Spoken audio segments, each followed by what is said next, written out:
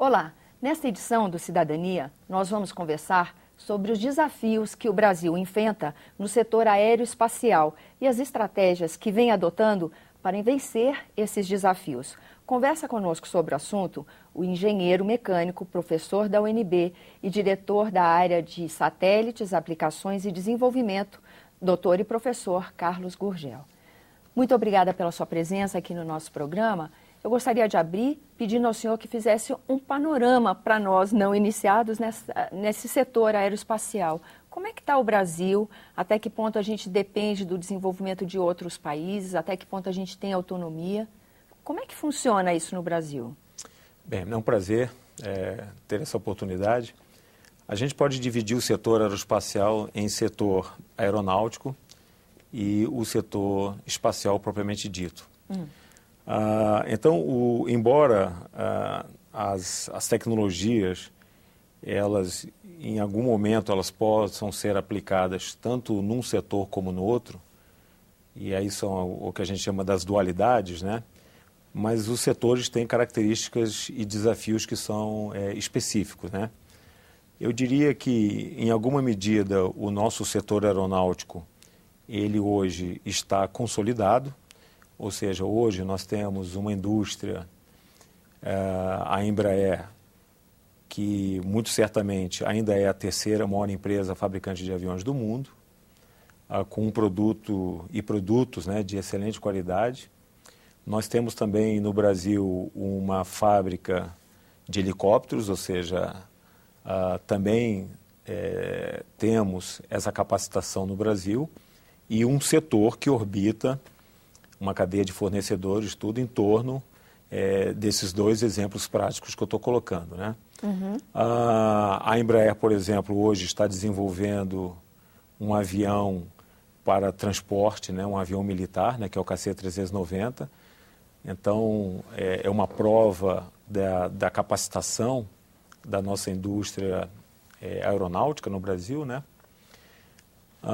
E, por um outro lado, também nós temos o setor espacial. E aí o setor espacial, ele pressupõe algumas tecnologias que estão associadas ao transporte espacial, né? Ou seja, eu levar algum objeto da Terra para o espaço. Então, isso não é exatamente aeronáutica, né? E, na continuidade dessa linha de raciocínio, o próprio artefato espacial, ou seja, um satélite, uma nave que vai realizar alguma missão e depois, eventualmente, retornar à Terra para a gente observar o que aconteceu, né? Então, os desafios são esses.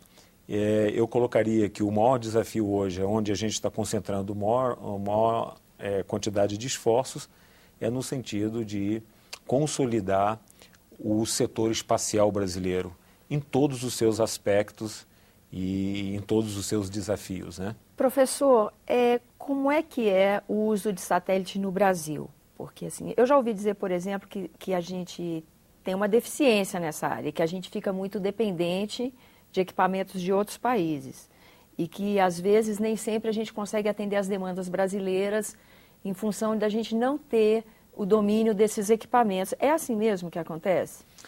Bem, os satélites, de modo geral, eles têm vários propósitos, né? Por exemplo, nós temos uma quantidade razoável de satélites à nossa disposição para transmissão de dados de televisão, por exemplo. Então, não é difícil a gente encontrar antenas, né, de satélites apontadas para o espaço, e esses satélites têm o objetivo de transmitir basicamente sinal de televisão, né? Então, isso é uma coisa consolidada, é uma coisa que é providenciada quase que exclusivamente pelo setor privado, né?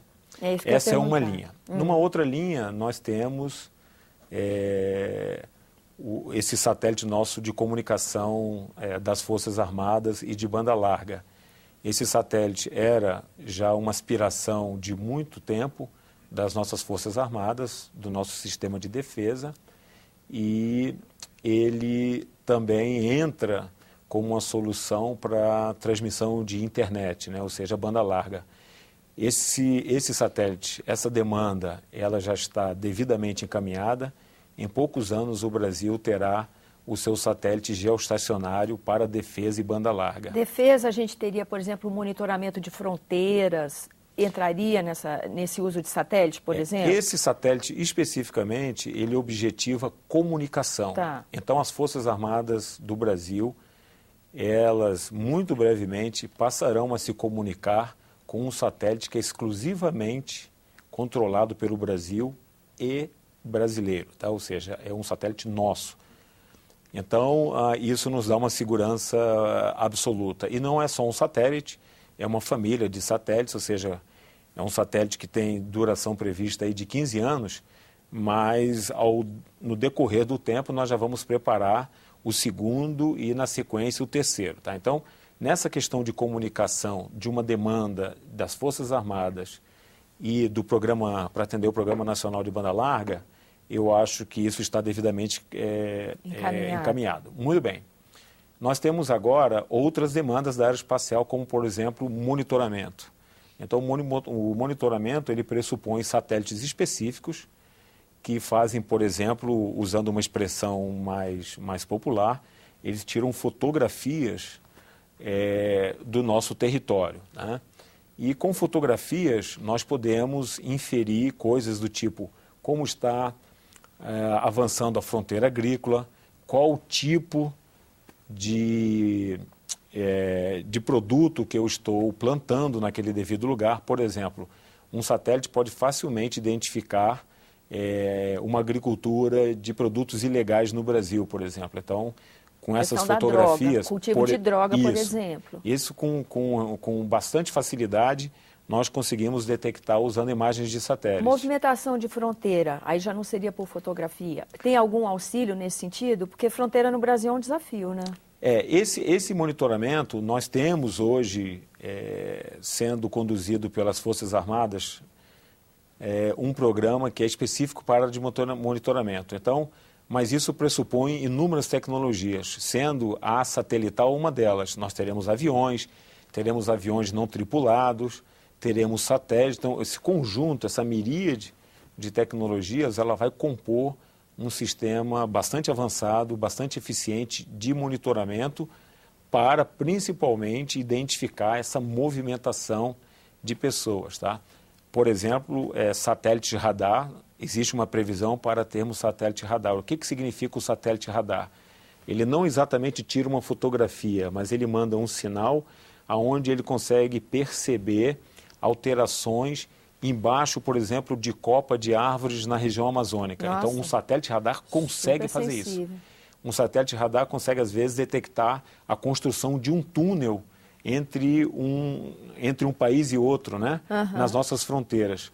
Porque o sinal do satélite, do sinal que é enviado, ele sofre alterações e nós conseguimos, inclusive, avaliar a possível existência de um túnel que não existia há algum tempo atrás, né? A gente já começa a ter uma noção da importância que é o desenvolvimento desse tipo de tecnologia. Exato. Então, todos esses satélites, se nós não temos, nós temos já estudos para desenvolvermos ou adquirirmos esses satélites, tá? Então, eu diria o seguinte, e satélites meteorológicos também, né? Então, previsão do tempo, por exemplo, ela, em algumas situações, ela necessita bastante de informações que são obtidas de satélite. Se nós não temos esses satélites, nós temos acordos internacionais que nos permitem receber dados desses satélites, tá? Então, hoje, eu diria o seguinte, o Brasil consegue, com uma certa tranquilidade, ter um planejamento, ter um acompanhamento de todos esses assuntos de interesse que pressupõem, né, tecnologias aeroespaciais. Eu acho que nós estamos relativamente bem atendidos. Claro que quanto mais tivermos, melhor será, né? Com certeza. E nessa estratégia de continuar atendendo as demandas futuras e continuar bem amparado nesse setor, certamente nós vamos esbarrar aí num desafio que acho que é até a razão da sua vinda no nosso programa, que é a questão da formação de mão de obra, porque esse é um tema recorrente em qualquer setor da economia brasileira, esse é um gargalo. né? E a formação de brasileiros mais ligada à área de ciência, matemática, física, especificamente no nosso sistema de educação, é um ponto fraco, né? Bem, eu acho que a pergunta é bastante apropriada e nós temos essa preocupação na Agência Espacial Brasileira. Eu diria que é uma preocupação de todo o governo brasileiro e na questão espacial ela ganha relevância porque uma pessoa qualificada na área espacial, ela precisaria ir de um número superior de anos de estudo do que nas áreas de engenharia que nós estamos mais acostumados, por exemplo, como engenharia civil, mecânica, engenharia elétrica. Então, essa engenharia aeroespacial, ela tem demandas que são muito específicas e bastante complexas, né? Então, isso é uma preocupação hoje recorrente da Agência Espacial Brasileira. Estamos com uma série de ações no sentido de motivar as crianças já para a carreira. Então, a Agência Espacial Brasileira tem um programa chamado AEB Escola, onde temos diversas atividades que são motivadoras e chamam a atenção da atividade espacial para as escolas, né, já do ensino fundamental. Né? E como é que a gente acessa esse AEB Escola? Como é que... No site da Agência Espacial, www.aeb.gov.br, e lá vai aparecer esse programa específico. Tá? Nós temos muito material didático, nós temos ações que são realizadas ao longo de todo o ano em escolas, em localidades específicas, nas feiras, por exemplo, de ciência e tecnologia, nós estamos sempre presentes, sempre com atividades com um cunho já mais voltado para a área espacial. Né? Então, despertar o interesse da criança. Então, esses são programas que nós temos no nível mais fundamental. Muito bem, nós agora estamos desenvolvendo um novo programa que entra num programa já existente do Ministério da Ciência, Tecnologia e Inovação, que são os Centros Vocacionais Tecnológicos. Tá? Hoje a Agência Espacial Brasileira está estruturando o que nós estamos chamando de Centro Vocacional Tecnológico Espacial. Teremos o primeiro desses centros instalados no município de Alcântara, onde nós temos a nossa base de lançamento de foguete. Então nós vamos ter atividades que nós chamamos práticas, né, hands-on, ou seja, mão na massa, onde as crianças 3 meses antes vão se preparar para fazer uma missão usando satélites que são do tamanho de uma latinha. Que legal! E ao longo desses 3 meses, acompanhado de tutores com material didático que será fornecido pela Agência Espacial Brasileira, as crianças chegarão nesse centro, provavelmente para ficar 2 dias, e nesses 2 dias eles farão uma mini missão espacial, lançando satélite, recuperando dados. Então, essa ação, pretendemos inaugurá-la no ano que vem, ela já cobre tanto o ensino fundamental até o universitário, então ela já é mais abrangente nesse sentido. E uma terceira ação que... Só um minuto, professor. Essas 2 ações, elas são direcionadas ao ensino público? Ou qualquer escola que se interessar pode solicitar participação ou não? Qual é o acesso que o aluno tem? Excelente pergunta. O que nós pretendemos fazer, estamos discutindo, não é ainda uma solução final, mas uma preocupação da Agência Espacial Brasileira é que o projeto ele seja autossustentável. Então, para dar sustentabilidade ao projeto, nós imaginamos que, e aí teremos que ver os aspectos legais disso, de como esse centro será gerido, provavelmente por uma fundação ou alguma entidade que tenha a possibilidade de geri-lo, e que nós dividiríamos a semana em atividades para, por exemplo, o público privado, ou seja, as escolas privadas do Brasil, elas pagariam taxas e para permitir que eles tivessem acesso.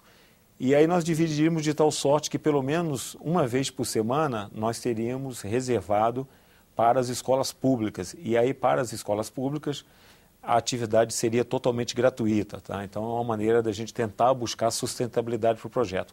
Então, sem dúvida, ele vai estar aberto a todo o público brasileiro, sem distinção. Tá? Muito legal. Professor, nós estamos assim no último terço da nossa entrevista. Então, eu gostaria que o senhor falasse agora das ações que estão sendo feitas já com alunos da graduação, pós-graduação, doutorado, a vinda de engenheiros, especialistas de fora do país para cá, porque depois dessa crise econômica que atinge Estados Unidos e Europa desde 2008, a gente tem notícia de que muitos engenheiros vêm migrando para o país justamente para suprir uma lacuna do mercado brasileiro. Essa migração desses especialistas interfere em alguma forma nesse esforço brasileiro na questão do setor aeroespacial? A bem da verdade, essa iniciativa ela é bem-vinda, né? Nós estamos talvez invertendo uma lógica. Durante muitos anos o Brasil foi exportador de cérebros, né? E com essa crise nós facilmente identificamos que alguns jovens doutores, por exemplo, na Europa, não estavam encontrando oportunidades de trabalho. Aí um exemplo prático que eu posso mencionar é o curso de Engenharia Aeroespacial da Universidade de Brasília. E identificando esse cenário, os coordenadores do curso foram à Europa, convidaram jovens doutores e hoje o curso de Engenharia Aeroespacial da UNB tem excelentes profissionais do exterior, formados especificamente na área aeroespacial, concursados, professores da universidade, e de tal forma que o curso hoje da Universidade de Brasília ele tem mais estrangeiros como professores do que brasileiros. Em alguma medida isso reflete ou reproduz aquilo que foi feito na criação do ITA há vários anos, quando vários americanos vieram para lecionar no ITA, né? Então, em alguma medida, a Universidade de Brasília está replicando. E ajuda a dar uma excelência nesse Sim, núcleo sem dúvida. acadêmico, Na medida em que são especialistas e são de vários países europeus, tá? O próximo a chegar no âmbito do programa Ciências Sem Fronteiras para se juntar a esse grupo é um jovem doutor da Coreia do Sul, altamente especializado na área espacial e que, por algum motivo, se interessou em trabalhar no Brasil, ele está se incorporando a esse grupo. E nós temos exemplos aí também na área de graduação de alunos que foram para o exterior. Nós temos um caso brasileiro de grande sucesso, de um aluno que foi no programa Ciências Sem Fronteiras, estagiou algum tempo na NASA, em um dos laboratórios da NASA, e logo no seu retorno ao Brasil, ele participou de uma competição internacional com mais de 100 mil candidatos.